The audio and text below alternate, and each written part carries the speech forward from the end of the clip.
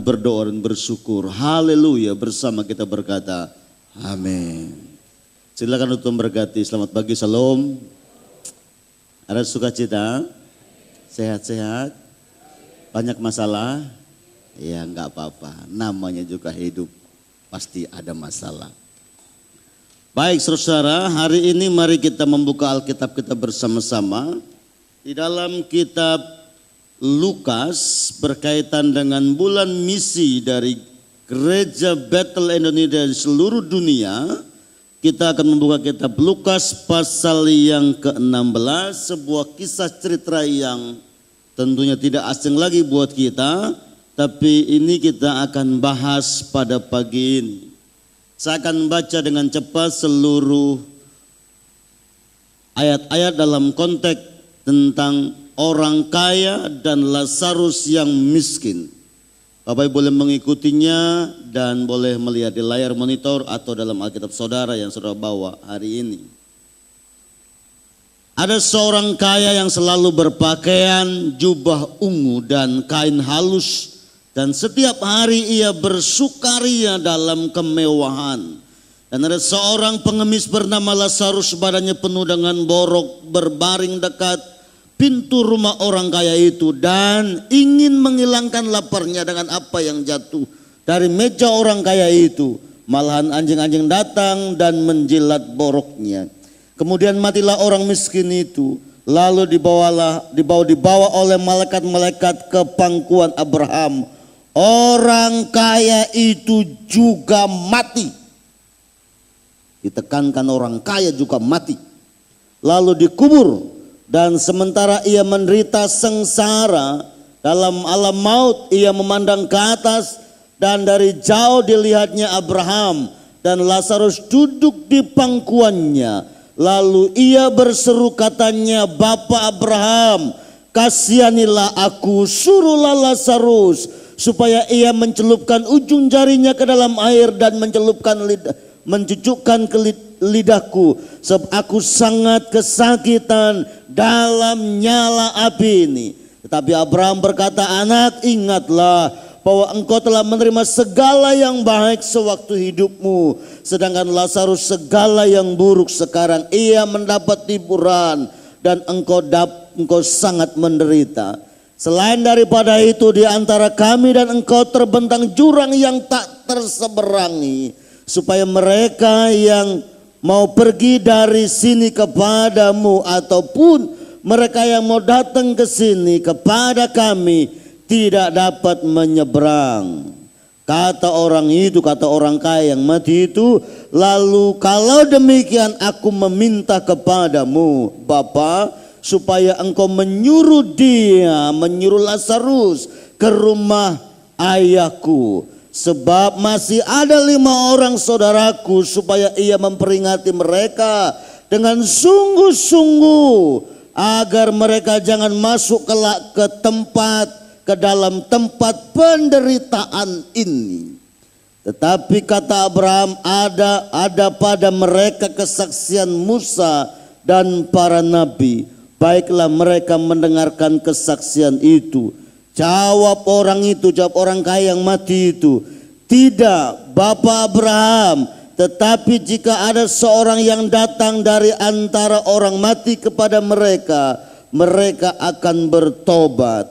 Kata Abraham kepadanya, jika mereka tidak mendengar kesaksian Musa, para nabi, mereka tidak juga akan mau diyakinkan, sekalipun oleh orang yang bangkit dari antara orang mati.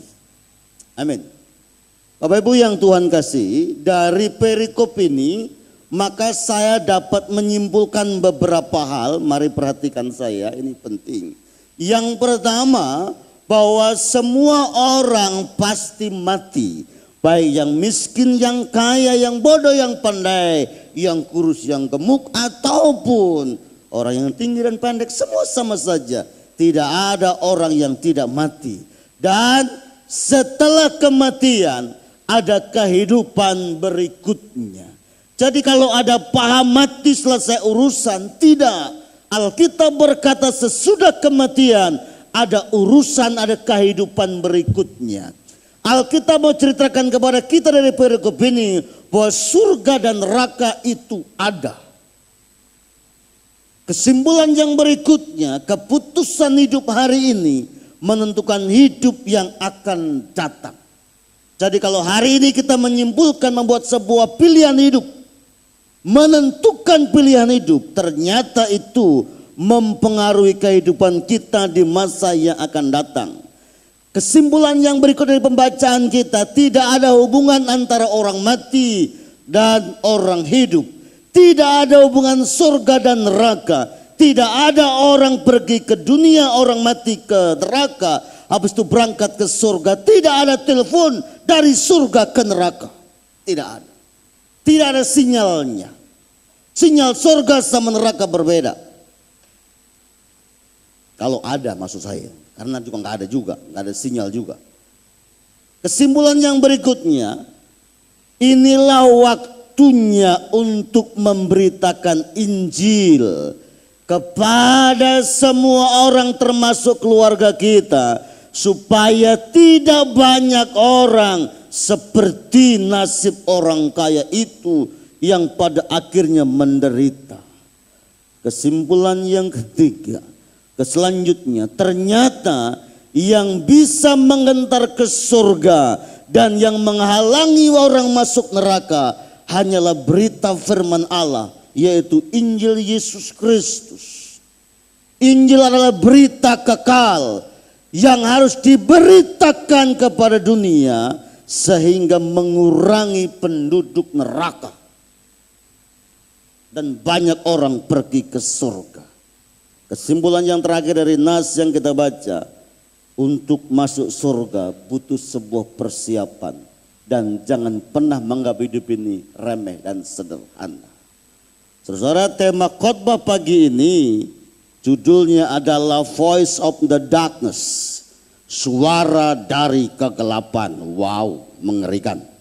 Ini bukan suara kuntilanak.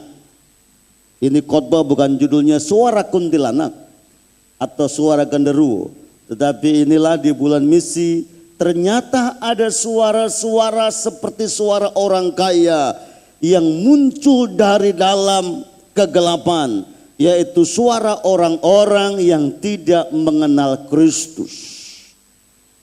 Saudara, pernahkah Anda berpikir pada waktu Anda pulang dari kuburan, di saat Anda memakamkan keluarga saudara dan yang tidak kenal Tuhan, mereka sedang bersuara dari kubur dan berkata,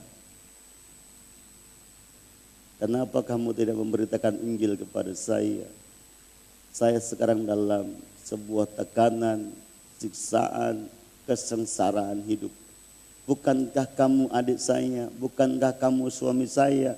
Bukankah kamu ipar saya? Bukankah kamu mama saya? Kenapa kamu tidak memberitakan Injil kepada saya? Bukankah suara itu juga yang sedang ada di mana-mana di saat orang-orang meninggal dunia? Baik saudara, mari kita belajar dari perikop ini. Ada 3 hal kenapa ada suara dari kegelapan, berita suara dari yang namanya kesengsaraan, suara dari kubur. Kalau dulu ada film judulnya Beranak dalam Kubur. Tahun berapa ya saya sempat nonton tuh, tahun 90 berapa itu, Beranak dalam Kubur. Ada juga suster di kubur, ya bisa juga beranak dalam kubur. Tapi ini bukan judul khotbah yang misteri, yang menakutkan. Tapi sebenarnya pembuat judul khotbah ini ingin mengungkapkan kepada kita sebenarnya sesuatu sederhana saja. Ternyata kita harus memberitakan Injil kepada orang sebelum mati, sebelum banyak orang berteriak tentang keselamatan sampai dalam kubur. Mari kita lihat yang pertama.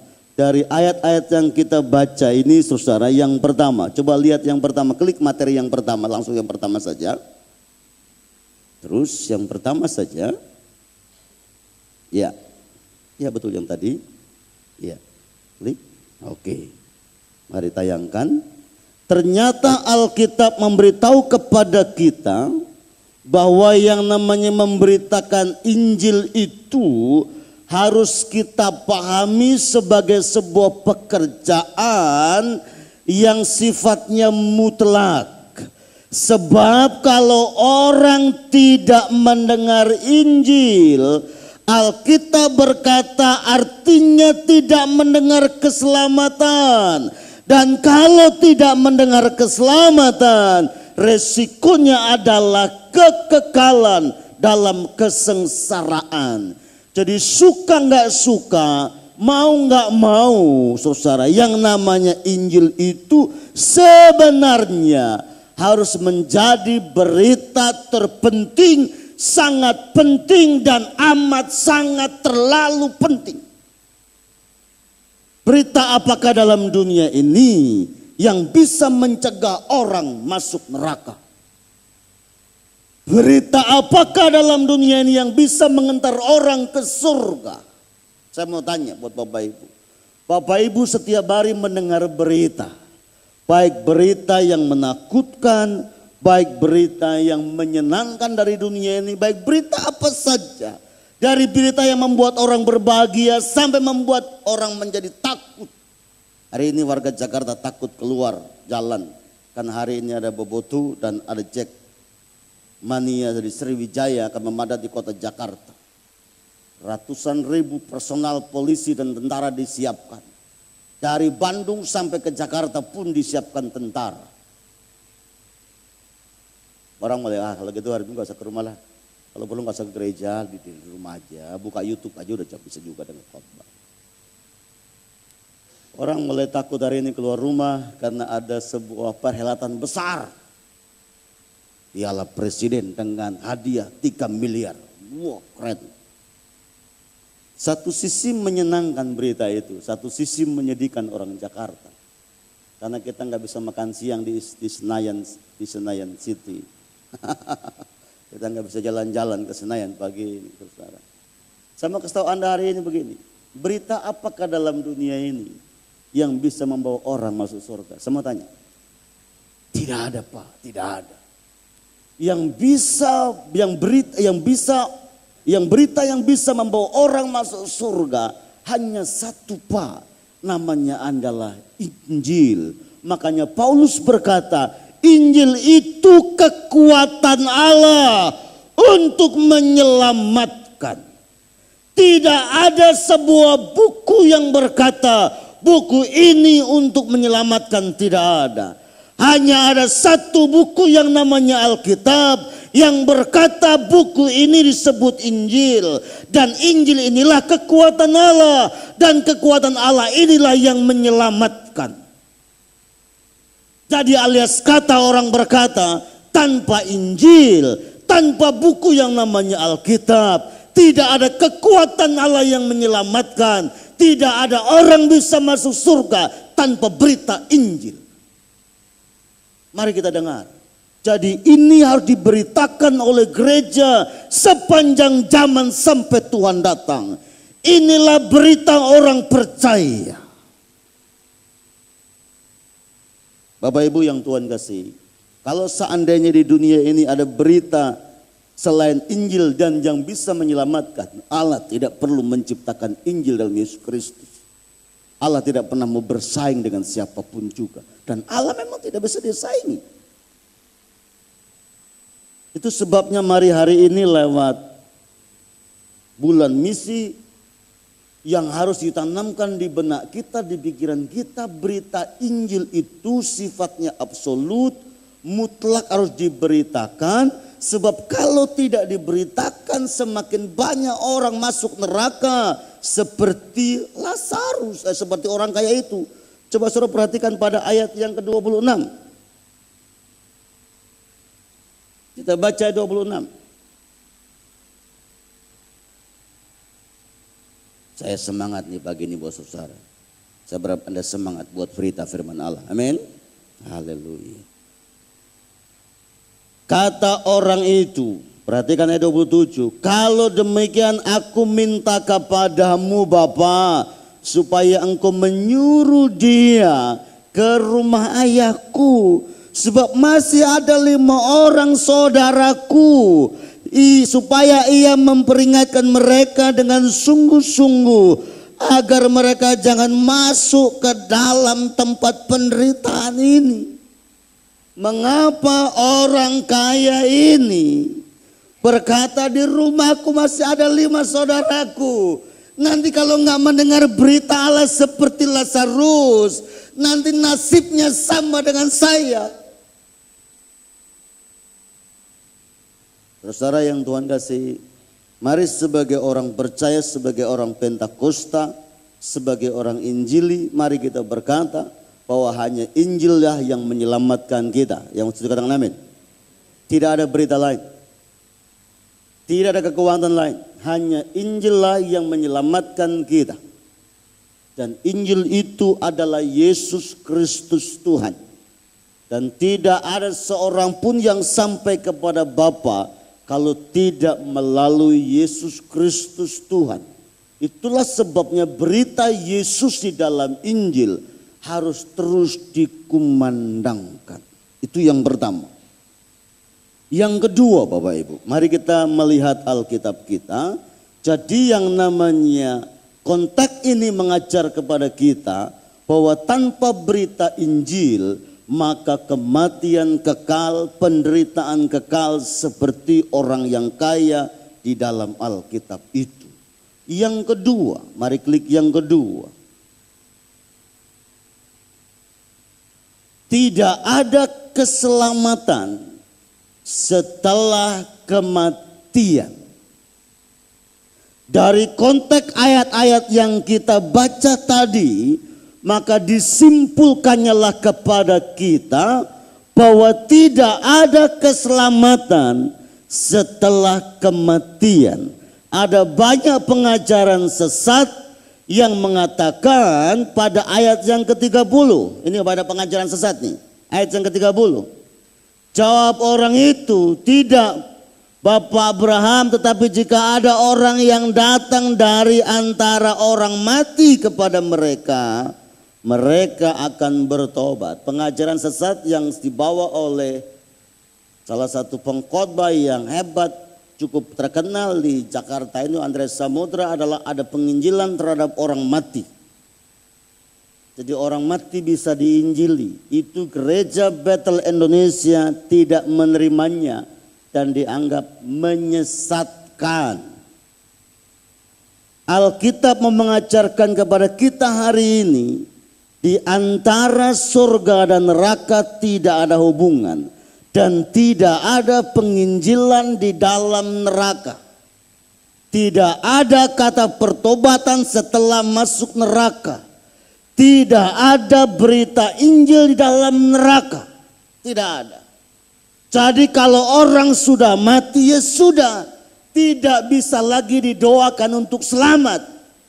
Apapun bentuk doanya. Makanya orang Kristen itu tidak perlu mendoakan orang mati. Mati-mati aja. Mari kita pahami ini. Jadi orang mati itu nggak perlu didoakan. Yang perlu didoakan itu yang masih hidup. Jangan sampai ada jemaat GBI Petamburan pergi kuburan komat kami. Ngapain Ci? Doain emak. Udah nggak ada 5 tahun yang lalu jadi tanah, nggak bisa. Terus bolak-balik kuburan, seminggu 2 kali 3 kali doain sama surga, nggak bakal masuk surga Pak. Telat. Di dalam pengajaran kekristenan yang namanya keselamatan itu diberitakan kepada orang yang masih hidup. Kalau sudah mati, lewat. Bapak saya yang di Jawa itu mati tanpa Injil. Karena dia menolak Kristus. Ya sudah, lewat. Saya datang seandainya ke Banyuwangi, mau berdoa, menyembah, mendoakan itu untuk selamat. Ya nggak bakal selamat. Inilah bedanya kekristenan dengan kepercayaan lain. Kepercayaan lain mengajarkan mendoakan orang mati supaya selamat. Tetapi yang namanya kekristenan, keselamatan itu bicara tentang pribadi masing-masing dan dikerjakan waktu masih hidup. Di cabang gereja kita di Cibubur sedang belajar Islamologi. Kami punya satu jemaat tamatan pesantren. Maksud saya dia pernah tinggal di pesantren bertahun-tahun. Dan dia anaknya pesantren dari Sukabumi, dari kelompok garis keras. Dia bertobat beberapa tahun yang lalu, terus dia ada bersama dengan kita di GB Citra Grand, cabang gereja kita. Saya suruh dia mengajar kami tentang Islam itu seperti apa. Kenapa kok mereka mendoakan orang mati dan termasuk nabinya pun didoakan supaya selamat. Yang disebut dengan bahasa salawat nabi. Dan ternyata dalam agama mereka dikatakan kita harus mengikuti jalan yang lurus. Dan jalan yang lurus itu hanya ada dalam Isa, Yesus Kristus. Halo? Ya. Yesus Kristus banyak diceritakan di dalam kitab mereka. Tetapi mereka punya pengajaran tidak boleh membaca sejarah Yesus Kristus di dalam kitab mereka. Kalau membaca itu tidak benar dan tidak boleh. Makanya banyak orang tidak mengerti Yesus Kristus dalam kitab mereka. Dia hakim yang adil. Dialah yang memegang kunci surga dan neraka. Wow lah, dialah juru selamat dunia. Saya tahu karena jemaat yang digembalakan pinter Islamuluk. Inilah enaknya kalau jemaat pintar, gembalanya bisa belajar. Gak usah bayar. Kalau sekolah kan bayar. Jadi beda Pak, yang namanya kekristenan dengan kepercayaan lain itu beda. Kalau seandainya saja orang mati didoakan yang hidup bisa selamat, Yesus nggak perlu datang Pak. Nggak perlu datang. Halo? Ya. Jadi keselamatan itu didengar, diterima, dilakukan dikala kita hidup. Sesudah mati tidak ada lagi berita Injil dan tidak ada lagi keselamatan bagi orang yang sudah mati. Itulah sebabnya cegahlah keluarga Anda jangan mati dulu sebelum Anda terima Yesus. Kalau enggak Anda sengsara. Inilah berita firman di bulan misi ini. Tidak ada keselamatan setelah kematian. Yang adalah berita keselamatan bagi orang hidup. Halo, ini berita firman. Inilah spiritnya orang-orang Pentakosta, orang-orang Kristen. Mau dikasih buah di samping kanan kiri, tempat orang tua kita meninggal, mau dikasih apapun, nggak ada hubungannya Pak. Mendingan buahnya kasih Pak Untung bawa ke Cibubur, supaya saya tambah sehat. Ada orang-orang taruh buah di depan foto, mendingan taruh foto saya di sana, nih taruh di depan foto saya. Nggak ada hubungannya Pak. So doain gitu. Doa. Lah Anda aja belum yakin selamat. Apalagi yang Anda doain. Bodoh amat sih. Heran saya. Pak kalau kita bisa berdoa menyelamatkan orang, Yesus nggak perlu datang ke bumi ini Pak. Bu, nggak perlu datang.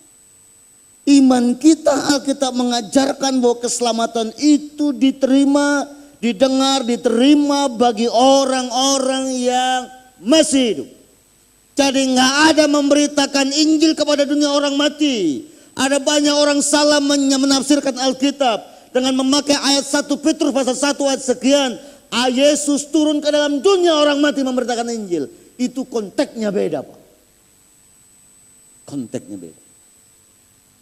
Itu sebabnya saya berharap lewat bulan misi ini, mari kita sadar betul siapapun juga sebelum mati, yuk rame-rame memberitakan Injil dan terima Injil supaya selamat. Wow, hal ini harus menjadi gairah kita saudara. Saya bisa bayangkan begini anak muda dengarkan saya, ini penting. Kalau Anda dilahirkan oleh orang tua Anda, Kalau Anda disekolahkan oleh orang tua Anda, tapi orang tua Anda belum percaya Yesus, harusnya Anda menangis. Sebab orang dunia berkata, aku pinjam istilahnya bagaimana, nasibnya orang tua kamu neraka, men. Harusnya ada hati seperti itu. Harusnya kita mulai berpikir, ini orang tua saya yang membesarkan saya, menyekolahkan saya, yang membuat saya bisa bekerja. Kok sampai sekarang belum terima Yesus? Mengeraskan hati. Harusnya menjadi beban, menjadi bergumulan. Kita menangis bukan karena kita kurang besar duit yang kita terima. Harusnya kita juga menangis buat jiwa-jiwa di rumah tangga kita. Dan berkata, Tuhan kalau Engkau sudah selamatkan aku mau seisi rumah tanggaku diselamatkan. Saya dikasih tempat untuk buka gereja baru. Seorang anak, bukan anak Tuhan, dia orang yang belum kenal Tuhan. Dia buka hotel di Cibubur, dia panggil saya, pendeta, Anda boleh buka gereja baru di hotel saya ini. Aulanya kamu pakai, itu muatnya 300 lebih orang.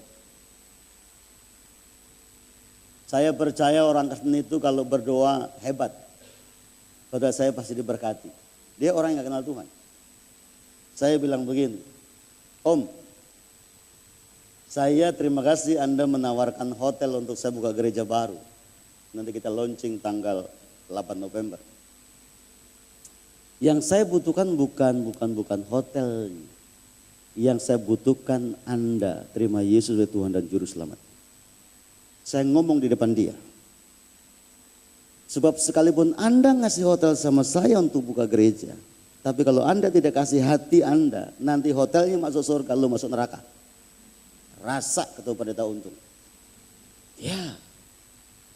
Satu hari ada seorang anak Tuhan, ini cuma mirip-mirip ceritanya. Dia datang ngajak saya makan. Wah, saya diperkenalkan dengan orang makan. Pas makan, orang yang memperkenalkan saya bilang gini, Pak Untung, itu ibu minta rekeningnya Pak Untung, katanya mau memberkati Pak Untung. Wow, luar biasa kan? Baru kenal. Katanya nanti mau ke gerejanya Pak Untung, katanya begitu. Terus saya bilang begini, saya tidak butuh duitnya dia, saya butuh jiwanya dia untuk Tuhan. Tolong selamatkan jiwanya. Kalau saya mata duit dan saya kasih nomor rekening pribadi saya. Saya bilang saya butuh jiwanya dia. Saudara, baptisan beberapa bulan yang lalu dia dibaptis di Petamburan. Dan sekarang jadi jemaat tetap gereja kita di cabang sana. Saya bilang kalau kamu tidak terima Yesus, mau duitmu, mau hotelmu, mau apapun juga ke gereja. Kalau engkau gak percaya Yesus, kamu masuk neraka. Kamu sengsara, kamu susah. Jangan sampai nanti kamu mati lu. Mati tanpa Tuhan itu mati tanpa keselamatan. Mati tanpa Tuhan selama-lamanya susah, sengsara, menderita. Ini Alkitab berbicara. Ini bukan dongeng bror, ini kesaksian firman Allah. Jadi siapapun saudara dengar baik, siapapun keluargamu, apapun kehebatan dan kekayaan yang kau sedang andalkan, keselamatan harus dinyatakan sekarang. Sekaranglah waktunya menyatakan berita Injil. Sebab sesudah kematian tidak ada berita Injil lagi. Halo? Halo? Saya bergairah dengan saudara nih. Amin. Mari kita mengerti ini Bapak Ibu. Wow, kalau kita mengerti ini, kita akan diberkati oleh Tuhan. Dan kita akan menjadi seorang misionaris-misionaris, pelaku-pelaku misi, pelayan-pelayan Tuhan yang luar biasa. Yang terakhir, yang ketiga, saya khotbah sampai 7:30 saja.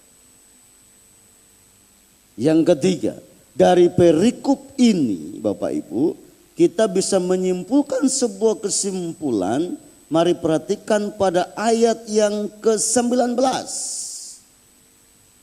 Ya, betul yang tadi. Ayat yang ke-13, kita berbicara yang namanya hari esok itu perlu dipersiapkan. Ada seorang yang kaya, Ada seorang kaya yang selalu berpakaian jubah ungu dan kain halus, dan setiap hari ia bersukaria dalam kemewahan. Terus ayat yang ke-23, orang kaya itu juga mati lalu dikubur, dan sementara ia menderita sengsara dalam alam maut, ia memandang ke atas dari jauh, dilihatnya lah Abraham dan Lazarus duduk di pangkuannya. Itu orang kaya, orang yang miskin. Ayat 20, dan ada seorang pengemis bernama Lazarus, badannya penuh dengan borok, berbaring dekat pintu rumah orang kaya itu, dan ingin menghilangkan laparnya. Apa yang jatuh dari manjat orang kaya itu, malah anjing-anjing datang dan menjilat boroknya. Kasihan amat nih orang ya. Kemudian matilah orang miskin itu, lalu dibawanya lah oleh malaikat-malaikat ke pangkuan Abraham. Sebenarnya Bapak Ibu, yang membuat orang kaya masuk surga bukan masalah kayanya, Pak. Sebenarnya yang membuat Lazarus masuk neraka, maksud saya adalah yang membuat Lazarus masuk surga bukan karena dia orang yang miskin, yang kasihan, bukan itu.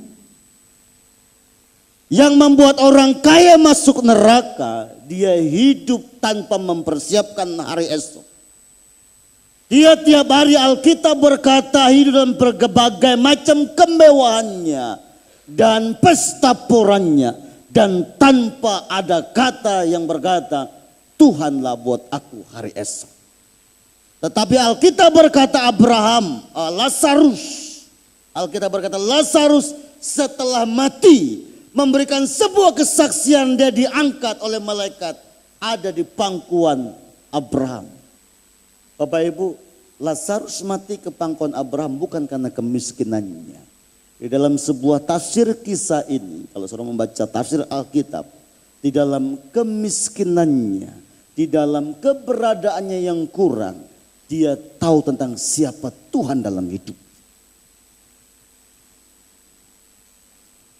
Surga itu nyata, neraka itu ada. Untuk masuk surga perlu dipersiapkan dengan baik. Untuk masuk surga nggak usah persiapan, bro. Betul ya? Kita ini untuk hari tua saja, Pak, butuh persiapan. Untuk hari tua, Pak, butuh nabung. Ya, investasi apalah buat hari tua. Lah anak kita aja dari kelas 0 TK kecil sudah diasuransikan, Pak. Untuk nanti kuliah di universitas manalah terserah. Betul ya? Kesehatan kita saja diasuransikan, dipersiapkan. Lah kita nikah saja persiapannya setahun. Nikahnya tahun depan, tahun ini sudah dipersiapkan. Siapa yang diundang? Ikut katekisasi pranikah di Petamburan. Kaun pengantin warna hijau, biru, kuning, kelabu sudah dipersiapkan. Restoran sudah dipesan. Itu masih tahun depan. Belum tentu tahun depan juga masih ada. Jangan-jangan Tuhan sudah datang. Itu saja dipersiapkan. Lah kita ini yang hidup hari ini nggak tahu hari esok. Kok sembrono gitu loh maksud saya. Halo? Saudara-saudara dengar ya? Ini penting. Mohon maaf. Jemaat pagi ada yang meninggal umur 50 berapa ya? 52 kalau nggak salah. Itu kolektan. Itu bapak naik penter ke gereja setia. Saya sering lihat. Pak Uper lebih lau lagi. 52 kalau nggak salah. Masih gagah. 57 belum 60. Masih gagah men. Mati. Saudara tahu nggak kapan mati? Nggak tahu kan? Kalau setahun depan masih mending hari ini persiapan. Nah kalau besok. Jangan main-main dengan kematian Pak. Untuk nakut-nakutin tidak. Bukan nakut-nakuti. Saudara, seriuslah dengan kehidupan. Seriuslah dengan hari esok. Karena hari esok kita berkata kita nggak tahu. Makanya Alkitab mencari kepada kita, kepada orang yang kaya itu, hai orang yang bodoh, kau mempersiapkan kekayaanmu di lumbung-lumbung, kau nggak tahu kematianmu hari esok terjadi. Jadi orang yang tidak mempersiapkan hari esok untuk kematian, Alkitab berkata bodoh. Halo, ini nggak enak yang terakhir Pak. Iya memang nggak enak. Ini kan hidup saudara. Saya kan hamba Tuhan. Saya berteriak dari tempat ini. Supaya jangan sampai satu pun jemaat binasa. Karena Anda nggak persiapan. Karena nggak diingatkan sama gembalanya. Halo, betul ya? Iya. Saudara jangan saya artinya gini, nggak melaranglah Anda mempersiapkan hari depan pernikahan. Saya tidak melarang Anda mempersiapkan anak sekolah. Saya tidak melarang Anda mempersiapkan masa depan di masa tua. Saya tidak melarang Anda, itu hak saudara, silakan. Itu tidak haram, itu halal. Itu tidak dilarang sama Alkitab, silakan saja. Tapi jangan lupa ada kehidupan yang perlu dipersiapkan dengan baik. Kehidupan itu namanya adalah kehidupan sesudah kematian. Jangan main-main Pak, batuk saja bisa mati Pak. Halo? Iya. Batuk saja bisa mati Pak, nggak usah ditabrak mobil Pak. Aduh, keserempet motor aja tewas Pak. Jangankan keserempet motor, kita ini kadang-kadang ada kisah-kisah menarik. Kepleset kulitnya pisang saja mati. Kulit pisang men, belum pisangnya, kulitnya. Aduh. Siapa yang tahu hari kematian kita? Tidak ada seorang pun yang tahu. Itulah sebabnya kita harus mempersiapkan diri. Setialah ke gereja. Amin. Carilah Tuhan dengan sungguh-sungguh. Bawalah orang berjumpa dengan Kristus. Alkitab berkata bahwa orang yang mati, orang yang hidup dalam kemewahannya, tahu-tahu meninggal. Dan Alkitab berkata, ya kalau udah meninggal ya sudah. Hanya ada dua pilihan. Kekekalan bersama Bapak Abraham atau penderitaan bersama dengan orang-orang yang tidak mengenal Kristus. Hanya itu saja, nggak ada pilihan lain. Nah, orang kaya ini selalu hidup dalam berbagai macam bentuk kemewahannya. Yang seolah-olah dia berkata, aku ingin hidup 1000 tahun lagi dengan kemegahan dan kekayaan saya. Seolah-olah nggak bisa mati. Saya kalau lihat orang ya belagu dengan gaya hidupnya belagu gitu ya. Aduh, seperti ini orang kayak nggak bisa mati aja ya. Saya kalau lihat orang ya anting-anting gitu ya. Terus kayaknya preman sedikit. Dengan badannya yang atlis, gaya gitu. Kayaknya kayak nggak mati-mati gitu loh. Terus sedangkan orang ini ampun nggak ngerti hidup betul-betul ini. Ini jangan-jangan besok mati juga nggak tahu. Betul kan ya? Ada orang pakai wah segala macam atribut dengan segala kemegahannya. Menonjolkan keberadaannya. Saya bilang sama tetangga sebelah saya di rumah saya Pak RT. Ternyata orang di komplek itu suka bersaing hidup dari sisi kemewahan dunia. Tetangga sebelah beli mobil bagus, tetangga sebelah ikut beli mobil yang bagus. Semua keren juga. Saya ngobrol sama Pak RT sebelah. Pak RT nggak beli mobil, saya bilang. Pengennya sih beli Pak, nggak ada duit. Berkatnya nggak ada di bank. Pak untung kan tahu toh saya udah nggak kerja kan setelah stroke. Oh. Terus saya tanya, Pak untung nggak beli? Sama nggak punya duit.